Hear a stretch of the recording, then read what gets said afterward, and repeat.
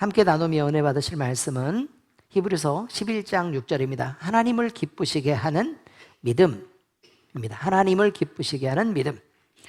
자, 말씀 찾으셨으면 다 함께 읽어보도록 하겠습니다. 시작. 믿음이 없이는 하나님을 기쁘시게 하지 못하나니 하나님께 나아가는 자는 반드시 그가 계신 것과 또한 그가 자기를 찾는 자들에게 상 주시는 이심을 믿어야 할지니라 라는 말씀입니다. 한번 더 읽어볼까요? 시작. 믿음이 없이는 하나님을 기쁘시게 하지 못하나니 하나님께 나아가는 자는 반드시 그가 계신 것과 또한 그가 자기를 찾는 자들에게 상 주시는 이심을 믿어야 할지니라 라는 말씀입니다. 자, 오늘 히브리서 강의 50번째 시간입니다. 하나님을 기쁘시게 하는 믿음. 우리가 확인하는 게 있어요. 확인하는 거. 뭘 믿어야 된대요? 그가 계시는 것을 믿어야 된대요. 그리고 또 뭘 믿으래요?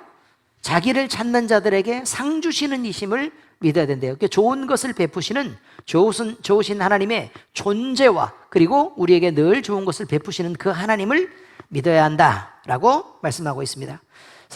여러분, 우리가 행동을 할 때요, 내 이익을 위해서 행동할 때는 많이 있습니다. 그렇죠? 근데 다른 사람을 위해서 만약에 어떤 행동을 우리가 한다 그러면 그 사람은 대부분 우리가 좋아하는 사람, 사랑하는 사람입니다. 그렇죠? 네. 그래서 우리는 그렇게 움직이게 되어 있습니다. 사랑하는 사람을 여러분은 기쁘게 해본 경험이 있으시죠? 우리 모두 누군가 사랑한다면 다 자연스럽게 내가 사랑하는 그 사람이 즐거워하는 모습을 보고 싶고 기뻐하는 모습을 보고 싶어 합니다. 그래서 아이를 낳아놓고 부모들이 막 그 앞에서 각종 재롱을 피우면서 이렇게 차마 못 보일 꼴을 보이고 막 기어다니고 등에 막 목마 태우고 그 다음에 막 더러운 것도 막 이렇게 손으로 막 만지면서도 막 싫어하지 않고 이렇게 하는 건 뭐 때문에 그러죠? 사랑하는 일을 기쁘게 하기 위해. 그러면 애들은요, 자존심을 접고 엄마 앞에서 막 이렇게 웃어주고 맛있게 먹어주고 막 이렇게 하는 건 뭐 때문에 그러죠? 사랑하는 일을 기쁘게 하기 위해. 그렇습니다. 자, 그리고 우리 부모가 자녀를 위해서 성장하는 과정이 있어도 애들이 공부를 더 열심히 하게 되는 것들을 설문으로 조사를 해봤더니 어떤 경우에 가장 열심히 하냐면 부모가 아이에게 엄청 잘해줄 때 또 상 줄 때 이때 열심히 하지 않습니다. 언제 열심히 하느냐? 내가 사랑하는 부모가 어려움을 당하고 있다는 걸 내가 인식해서 내가 부모의 마음에 위로를 줘야겠다. 그 힘이 되어줘야 되겠다라고 생각해서 철이 들 때 그때 공부를 시작한답니다. 그러니까 여러분이 자식을 위해서요 엄청 잘해줄 필요가 없어요. 왜냐하면 잘해주면 공부 안 해요. 아니, 통계가 그렇게 나와 있다니까요. 제가 주장하는 게 아니고 통계가 그렇게 나와 있습니다. 그런데 부모가 자꾸 어려움을 겪어요. 막 힘이 듭니다. 근데 그 부모가 나를 너무너무 사랑해. 그럼 어떻게 하겠어요? 열심히 공부를 해야죠. 뭐라도 좀 도울 수 있는 것이 있으면 열심히 도우려고 하죠. 그러니까 여러분이 큰 부자가 되지 않은 것을 주님 앞에 감사함으로 여기시고, 표정들이 왜 다들 때로 작은 어려움들을 겪으면서 인생을 살아가시는 것을 하나님 앞에 하나님이 이런 것들을 통해서 사랑하는 일을 위해서 희생하고 또 그러면서 서로에게 믿음이 되어주고 또 의지가 되어주는 이런 인생을 살게 하셨구나. 부모와 자식 간의 관계가 그렇게 깊어지게 하셨구나 라는 것을 기억하시면서 감사하시기 바랍니다. 자, 그래서요, 사랑은 늘 그렇습니다. 사랑하는 대상을 보면서 내가 저 사람을 어떻게 하면 행복하게 해줄 수 있을까? 내가 저 사람을 어떻게 하면 기쁘게 해줄 수 있을까? 저 사람한테 어떻게 하면 잘해줄 수 있지? 라는 생각을 늘 하게 된단 말이에요. 자, 그런데 그 반대로 내가 사랑하는 사람이 나 때문에 기뻐하게 된다는 사실을 알면 나는 얼마나 행복하겠냐 그 말이에요. 그저 저 사람을 기쁘게 하기 위해서 내가 이런 행동도 하고 저런 행동도 하고 또 선물도 사보고 또 가까이 가서 재롱도 피워보고 이렇게 하는 거지만 저 사람이 나 때문에 기뻐하는 걸 알고 나 때문에 행복해졌다는 사실, 또 나 때문에 이 사람이 점점 성장하고 있구나, 나 때문에 점점 따뜻한 사람이 되어가고 있구나, 나 때문에 점점 근맨이 되어가고 있구나 라는 것을 알아가면 얼마나 좋겠냐 이 말이에요. 그래서 주는 사람이 있고 받는 사람이 있는데, 받는 사람은 그것으로 기뻐하는 거지만 주는 사람은 두고두고 마음속에 뿌듯한 자긍심으로 남아서 그게 얼마나 그 사람을 행복하게 하고 그것이 얼마나 그 사람을 단단하게 만드는지 모른다는 말입니다. 하나님은 그럼 어떻게 하셨느냐? 본문에서는 그렇게 말하죠. 믿음이 없이는 하나님을 기쁘시게 하지 못하나니. 이것은 우리가 하나님을 기쁘시게 해야 된다라는 말이기도 하지만 하나님이 이미 베푸신 그 사랑에 반응해야 된다라는 의미이기도 하기 때문에 우리 하나님이 우리를 만드셨고 또 그렇게 존재하시는 하나님이 우리와 서로 사랑의 관계에 있다는 사실을 우리가 알고 누리는 삶을 살아야 된다는 것만으로도 우리는 큰 기쁨 속에 같이 살게 되는 것이다, 이런 말입니다. 자, 오늘 성경 말씀을 풀어 설명합니다. 믿음이란 살아계신 하나님께 나아가게 하는 거다라고 말합니다. 살아계신 하나님께 나아가게 하는 믿음. 자, 본문의 첫 번째는 뭐라고 말하죠? 본문의 첫 번째는 믿음이 없이는 하나님을 기쁘시게 하지 못하나니 라고 말하고 나서 그 다음에 바로 뭘 얘기해요? 그를 믿는다는 것은 뭐라고 얘기해요? 반드시 그가 계신 것을 믿어야 된다, 이렇게 표현합니다. 반드시 그가 계신 것을 믿어야 된다. 여기서요, 나아가는 자라는 표현, 하나님께 나아가는 자는 이라는 표현, 나아가는 자, 그러면 이게 걸어가지고요 그 앞에 서는 그런 것을 말하는 게 아닙니다. 그러니까 습관적으로 주일날 와가지고 그냥 제 시간대에서 그냥 제자리에 앉아있는 그런 믿음들을 의미하는 게 아닙니다. 의무감이나 책임감으로 이 자리에 나와 있는 것을 말하는 게 아니라 지존하신 하나님의 존재가 여기에 있고, 그리고 하나님을 인정하기 때문에 우리가 그 자리에 서서 인생을 살아가고, 그리고 함께 그 하나님을 예배하는 진정한 예배 자리로 나와야 된다는 것을 의미하는 것입니다. 그래서 히브리서는요 이 표현을 굉장히 중요하게 생각하고 반복해 갑니다. 나아간다, 이거. 자, 히브리서 4장 16절에요 그러므로 우리는 긍휼하심을 받고 때를 따라 돕는 은혜를 얻기 위하여 은혜의 보좌 앞에 담대히 나아갈 것이니라 라고 말합니다. 나아갈 것이니라. 은혜의 보좌 앞에 담대히 나아갈 것이니라. 그러면 어떻게 한다고요? 하나님은 우리에게 상 주시는 이심을 믿어야 할지니라 연결되는 거라 그 말이에요. 은혜의 보좌 앞에 담대히 나아가고 그 하나님은 우리의 기도를 들으시고 하나님께서 우리에게 은혜를 베풀어 주신다 라는 것입니다. 우리에게는 용기가 필요하다고요.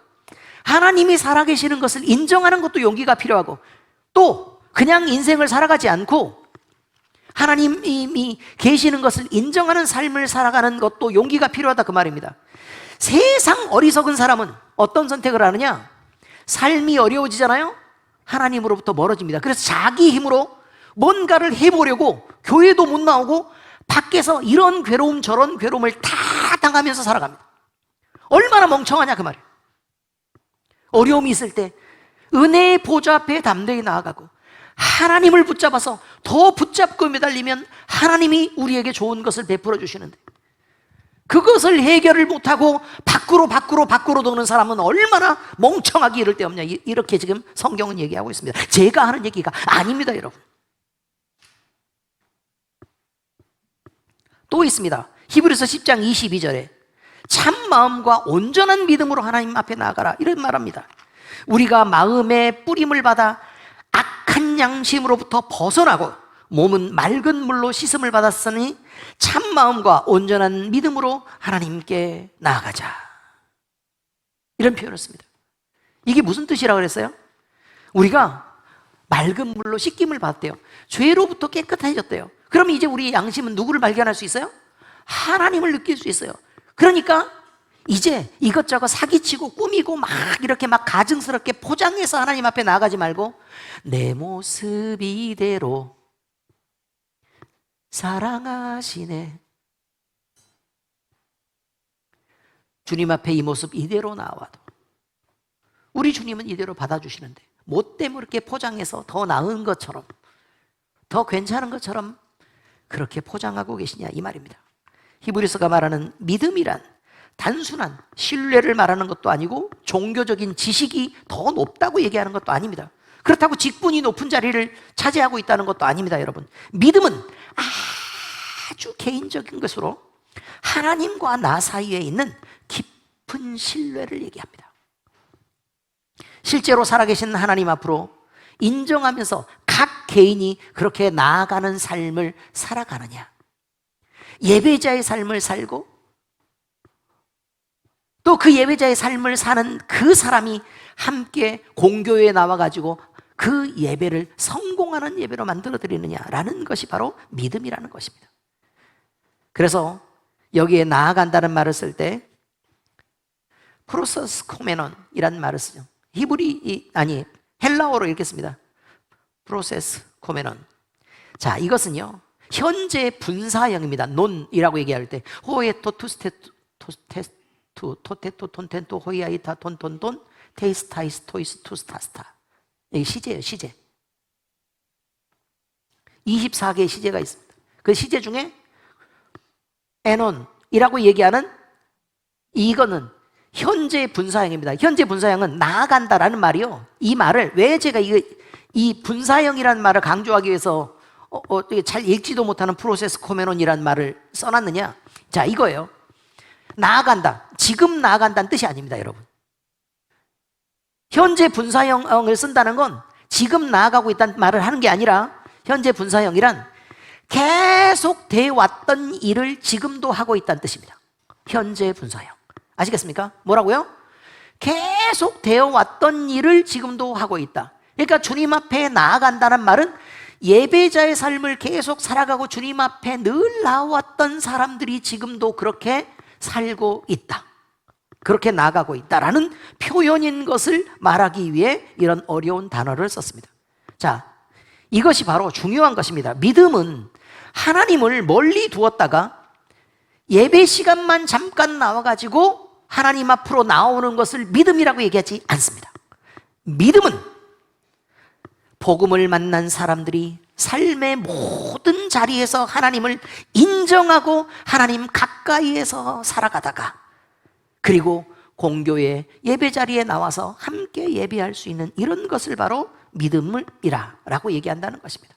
하나님이 계신 것, 이것은 우리의 존재가 있는 첫 번째 출발선입니다. 하나님은 존재하신다.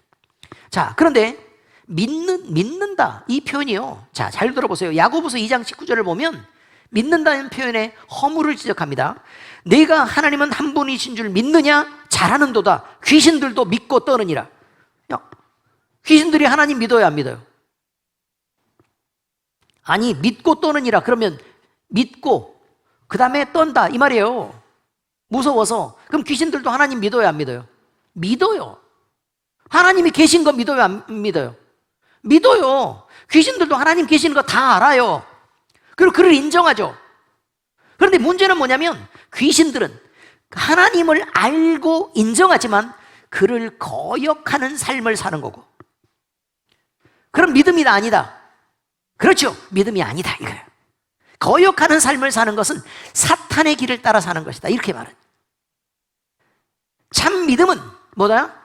하나님이 계신 것과 그를 인정하는 것까지는 다 귀신들처럼 우리도 다 인정한다 그 말이에요. 그런데 그를 거역하지 않고 순종하며 사는 것, 그 앞에 나아가는 삶을 사는 것이 믿음이다. 이렇게 성경은 표현하고 있습니다. 굉장히 중요한 의미입니다.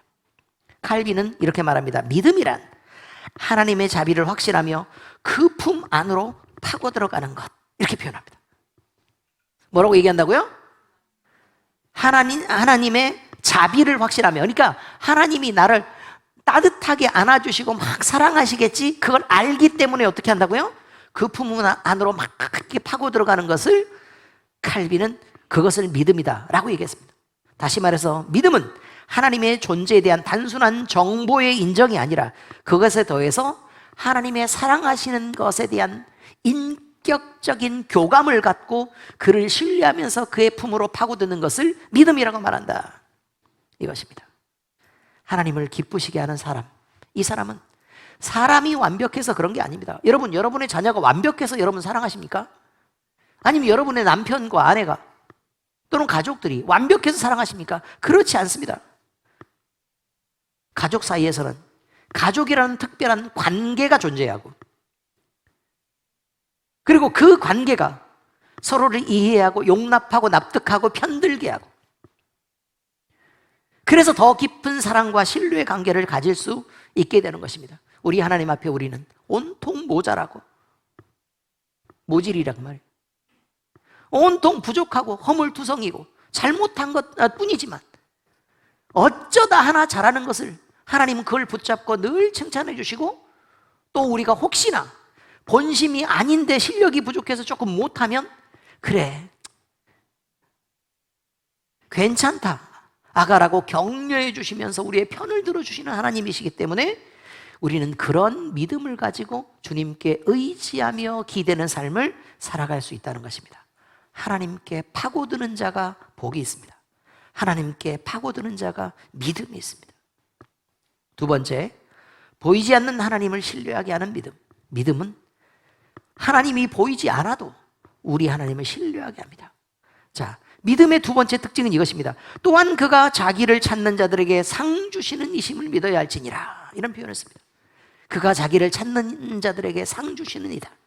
많은 사람들은 하나님을 믿는다고 하지만 하나님이 그냥 담담하다고 느낍니다. 담담하다. 내가 요구하는 뭐가 있으면 하나님께서 그 요구를 들어주시는 것도 되게 짜게 버티다가 어쩌다 한 번쯤이나 이게 들어주실까라는 생각을 갖고 그 하나님께 기대서 아주 가난에 찌들어 있는 믿음을 가지고 있습니다. 우리의 믿음은 이파리도 없고 가시뿐입니다. 그래서 우리를 아프게 하고 하나님도 아프게 합니다. 그런데 여러분, 성경은 이렇게 말합니다. 하나님은 자기를 찾는 자들에게 상 주시는 이심을 믿어야 할지니라. 그저 찾기만 해도 우리는 하나님이 우리가 상상하지 못하는 것들로 우리에게 베풀어 주시는, 좋은 것들을 베풀어 주시는 하나님이신 것을 알아야 합니다. 중요합니다. 많은 사람들은요, 바로 이런 부분에서 실패하고 있다는 것입니다. 그래서 하나님보다요, 하나님을 어떤 기준으로 좋으신 하나님을 판단하느냐면 우리의 삶의 환경을 좋게 해주면 좋으신 하나님, 또 삶이 어려워지거나 몸이 병들거나 그러면 영 불편하신 하나님으로 인식합니다. 나쁜 하나님을 인식합니다. 그래서요, 그 정도로 끝나지 않고 하나님을 원망하는 자리로 가고 믿음을 잃어버리는 자로 갑니다. 그런데 사실 여러분, 지혜롭게 생각하시기 바랍니다. 제가 결혼을 처음 했을 때요, 결혼을 한 번밖에 안 했습니다. 결혼하고 나서 어린 신랑이었을 때 저희 사모가요, 시골을 갔는데 이렇게 얘기했단 말이에요.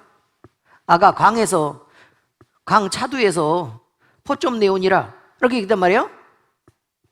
아가 강에 있는 차두에서 포 좀 내오니라. 이게 무슨 말이에요, 이게? 뭔 말인지 못 알아듣겠어요? 광을 알죠, 광. 네, 광은 이렇게 방 옆에 있는 작은 곡식 창고 같은 광. 광 차두가 뭐예요, 차두? 부대예요, 부대. 이게 포대에서 이게 차두예요. 팥이에요. 포 좀 내오니라. 무슨 말이에요? 포 좀 퍼와라. 밥할 때 좀 넣게. 이게 못 알아듣고 가만히 이렇게 뭔 말인지를 모르고 이렇게 가만히 있으니까 더 자세히 표준말로 이렇게 시어머니가 표현한 거예요. 아가, 방 옆에 강에 가서 차두에서 포 좀 한 그릇 내오니라. 이해하시겠습니까? 예? 이해 못하겠죠? 내가 가르쳐줬는데 왜 못합니까? 지금 팥 내오는 거 다 아시잖아요. 그런데 시골에서는 뭐라고 얘기를 했느냐? 우리 며느리 귀머거리다. 애가 말귀를 표준말로 해도 당체 못 알아듣는다. 응? 큰일 났다, 우리 며느리. 우리 귀가 멀어가지고 못 알아듣네, 어떻게 하냐? 그러면서 의사소통이 막 그렇게, 근데 대부분의 단어가 다 그렇게 돼 있어요. 대부분의 단어가. 어떻게 알아듣습니까? 그런데 여러분,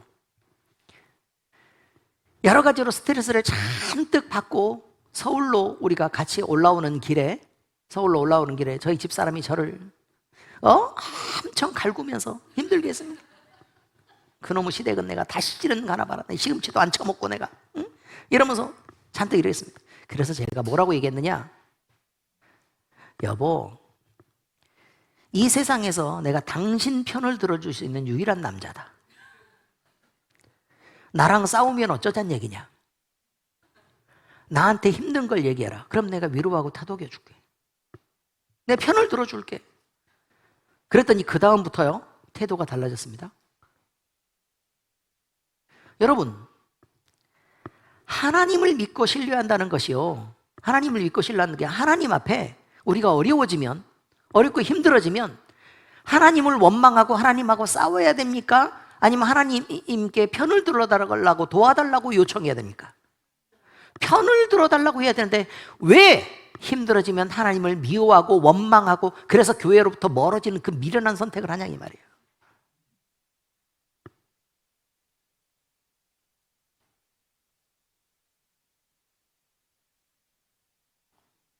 지혜로워져야 됩니다. 이게 굉장히 중요한 것입니다. 본문에서 하나님이 상 주시는 이다 이런 표현을 씁니다. 상 주시는 이다. 자, 이것은요, 네가 수고했으니까 그 수고에 대해서 상 받을 만한 일을 했으니까 내가 그만큼의 대가로 내가 이렇게 상을 줄게 라고 이야기하는 의미가 아닙니다, 여러분. 그냥 나왔는데 반가워가지고 좋은 것들을 막 챙겨서 주는, 이해하셨어요? 그래서 시골에는 용돈을 이렇게 어렵다고 10만 원을 갖다가 이렇게 갖다가 어머니 용돈 주세요 이렇게 10만 원 이렇게 했는데 뭘 이런 걸 갖고 왔냐 그러면서 뒤에 올라올 때 보니까 트렁크가 닫히질 않아. 이게 뭐라고요? 사랑하는 이에게 베푸는 상 주시는 것이라 이 말이에요. 그러니까 우리는 착각하는 게 있단 말이에요. 우리가 뭘 해야 뭘 하나님이 해주신다라는 게 아니라 우리는 관계적인 측면에서의 하나님을 섬기는 것입니다. 하나님과 우리는 어떤 사이냐 이거예요. 어떤 사이냐 이것을 회복하는 게 중요합니다. 그래서 시편 73편 28절에 이렇게 말하죠. 하나님께 가까이 함이 내게 복이라. 내가 주 여호와를 나의 피난처로 삼아 주의 모든 행적을 전파하리다. 얼마나 좋으면 내가 자랑하러 다닐 거예요 라고 얘기하겠네요. 또 로마서 8장 32절에 자기 아들을 아끼지 아니하시고 우리 모든 사람을 위하여 내주신 이가 어찌 그 아들과 함께 모든 것을 우리에게 주시지 않겠느냐. 제일 보배로운 내 아들까지 주었다면 뭐 이런 사소한 것들 좀 뭐 좀 달라 그런다고 뭐를 안 주겠냐 그 말이에요. 무슨 말이냐면 제너시스 G80으로 지금 이게 차를 딱 뽑았는데 그 차를 오늘 나한테 꼭 필요해? 그러면 이거 갖다가 이렇게 오늘 가서 일복 이렇게 쓰고 와 라고 빌려주는 그 사람이 집에 감자 몇 개 있어? 감자 좀 필요한데 그럼 이거 갖다 먹어야지. 이해하시겠습니까? 마누라는 빌려줘도 먹으는 안 빌려준대요. 차는 안 빌려준대잖아요. 그런데 그거를 새 차를 막 빌려줘. 근데 감자 한 개 달라 그러면 내가 나중에 있으면 갚을게 라고 얘기하면 줘요 안 줘요? 당연히 그 정도 관계라면 당연히 줄 수 있는 사이라고 지금 얘기하는 것입니다. 이게 관계적인 측면을 얘기하는 거예요. 예수 그리스도를 베풀어 주신 하나님이 우리에게 우리가 요구하는 필요 정도는 당연히 들어주시는 거지 라고 성경은 계속 얘기합니다. 그런데 우리가 안 믿는 거란 말이에요. 상은 그런 것입니다. 하나님과 우리가 어떤 사이인지를 알아라 라고 성경은 계속 얘기하는데 우리가 뭘 해야 하나님은 우리에게 복 주시나요? 라고 지질이 궁상을 떨고 있는 것이 우리라. 다시요, 성경은 우리에게 뭘 말한다고요? 하나님과 네가 어떤 사이인지 어떤 관계에 있는지를 알아라 라고 계속 가르치는데 우리는 뭘 한다고요? 뭘 해야 복 받고 또 어떻게 하면 벌을 안 받습니까를 계속해서 묻는 우리는 얼마나 미련한 믿음을 갖고 있냐 라고 얘기하는 것입니다. 하나님을 기쁘시게 하는 믿음은 우리의 상황이 좋다고 하나님 앞에 나가는 믿음도 아니고 우리의 상황이 불편하다고 하나님 앞에 가는 믿음도 아닙니다. 그저 하나님과 좋은 관계를 가지고 우리 아버지 하나님, 너는 내가 사랑하는 내 자녀의 관계를 우리가 알고 믿고 그분의 품으로 파고드는 그것을 믿음이라고 말한다. 이것을 꼭 기억하시기 바랍니다. 그러므로 성경 말씀을 적용하겠습니다. 가장 복된 삶을 하나님을 기쁘시게 하는 삶이다 이렇게 표현합니다. 사람은요 누군가를 기쁘게 하기 위해서 살아갑니다. 나를 기쁘게 하여 살기도 하고 또 내가 사랑하는 이들을 기쁘게 하기 위해서 살기도 합니다. 그런데 여러분이 밖으로 있는, 그러니까 잘 생각해 보시면 알아요. 옛날 우리 70년대 어른들이, 남자들이 꼭 그랬다 그 말이에요. 자기 집에서는 막 그렇게 식구들을 괴롭히고 소리 지르고 마누라 패고 있는 거 없는 거 다 끌어다가 밖에 나가면 세상에 그만큼 좋은 사람이 없어. 이런 사람으로 살았던 사람들을 보면서 여러분 참 지혜롭고 사회성이 넓은 우리 아버지 이렇게 말합니까? 실속 없고 지지리도 병신같이 산 우리 아버지가, 그래서 그때 당시에 자식들의 대부분의 소원이 뭐였냐? 우리 아버지처럼 살지 않기 했어요. 우리 아버지 같은 사람 안 되기, 집에 마누라도 돌아보지도 않고 자식들도 내팽개친 우리 아버지처럼 살지 않기.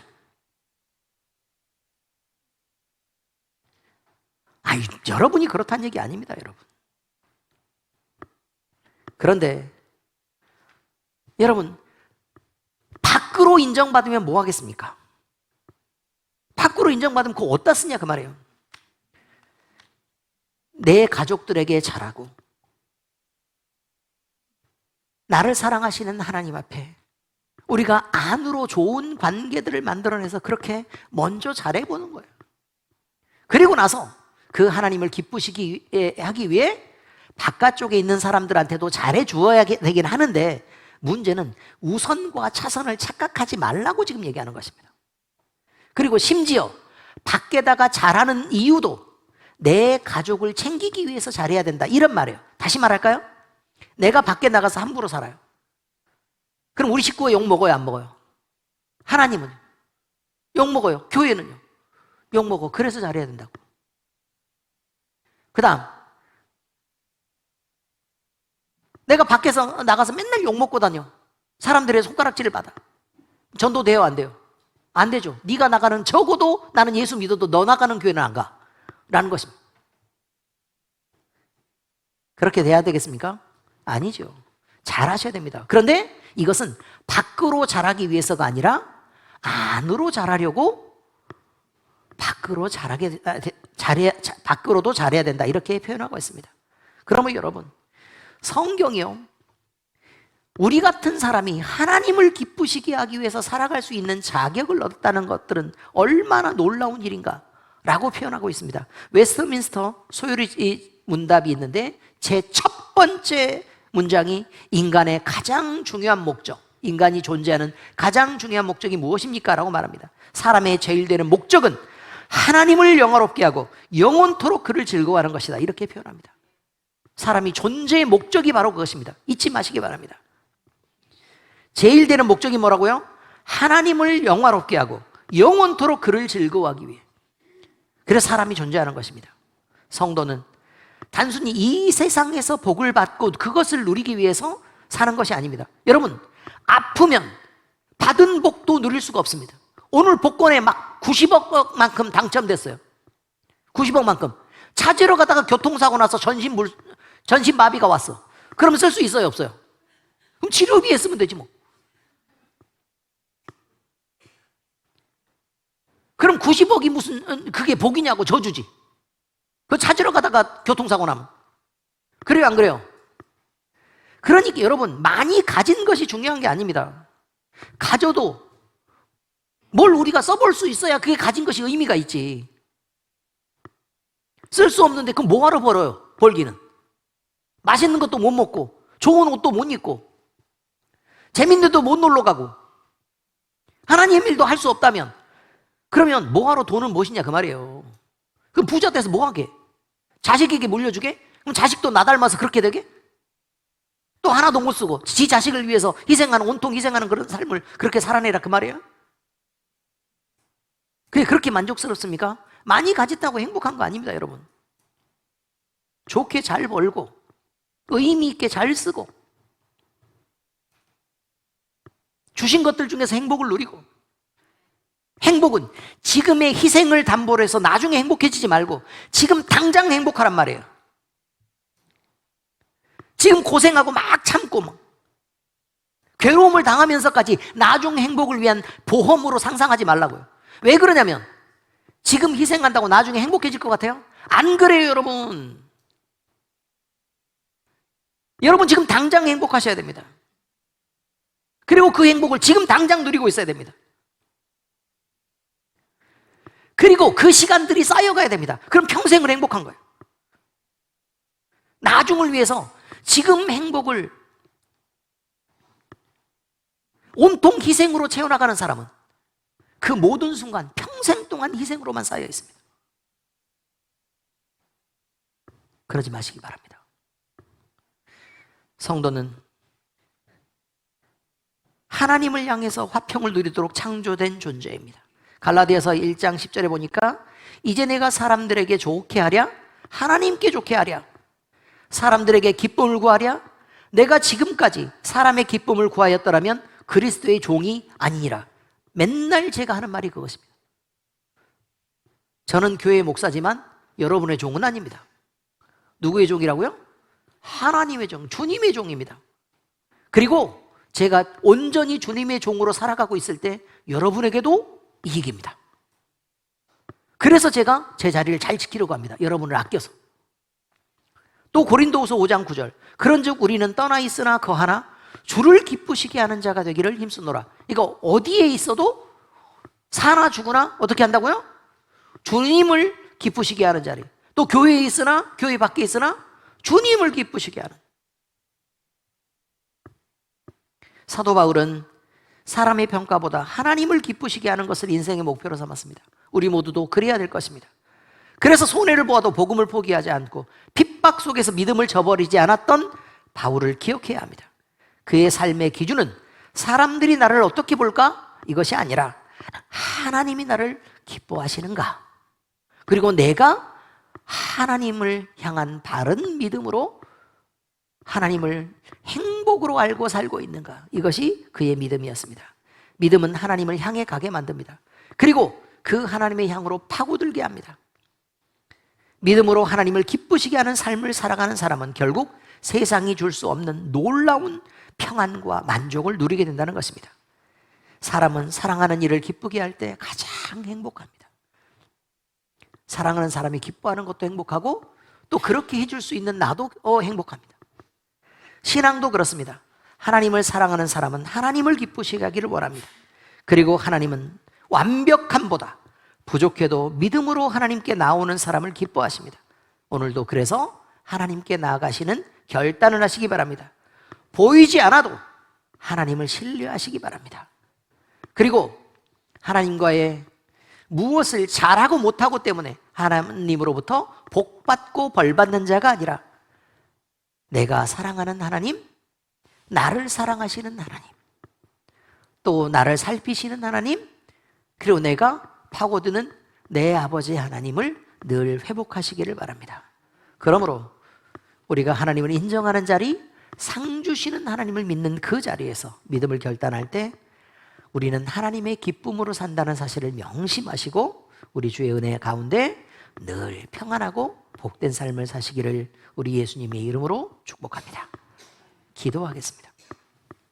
하나님 아버지, 우리는 사랑하는 사람을 위해서 또 사랑하는 일을 위해서 우리가 무엇인가를 내놓고 우리 자신이 어떤 노력을 할 때 또 선물을 할 때 늘 우리가 우리 마음속에 기쁘다는 것을 알게 되었습니다.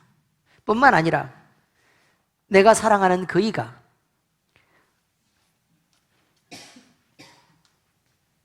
내가 내놓은 헌신과 사랑과 그 아름다운 선물을 받고 즐거워하고 행복하는 모습을 볼 때도 우리는 참 행복한 것을 압니다. 우리 하나님과 우리의 관계가 바로 이렇게 되기를 바랍니다. 우리를 사랑하시는 하나님, 늘 우리를 살피시는 하나님, 우리에게 예수 그리스도를 내어주시고 그보다 더한 것이라도 주시려고 하시는 우리 하나님을 우리는 기억하시고, 우리 하나님과 우리의 관계가 아버지와 자녀 그리고 사랑과 사랑의 관계로 온전히 회복될 수 있도록 주여 인도하여 주시옵소서. 그래서 아버지 하나님, 공의의 하나님이 늘 우리를 상 주고 벌 받는, 벌 주는, 그리고 상 받고 벌 받는 관계가 아니라 사랑의 관계, 또 서로 소중히 여기는 귀한 관계인 것을 우리가 늘 알고 믿게 하셔서 우리로 우리 주님의 사랑, 또 우리 주님의 기쁨이 되는 삶을 살아낼 수 있는 은혜를 주님 허락하여 주시옵소서. 주님 앞에 나아가고 주의 품에 파고드는 우리 되게 하옵소서. 살아계신 우리 주님 예수 그리스도의 이름으로 기도합니다. 아멘.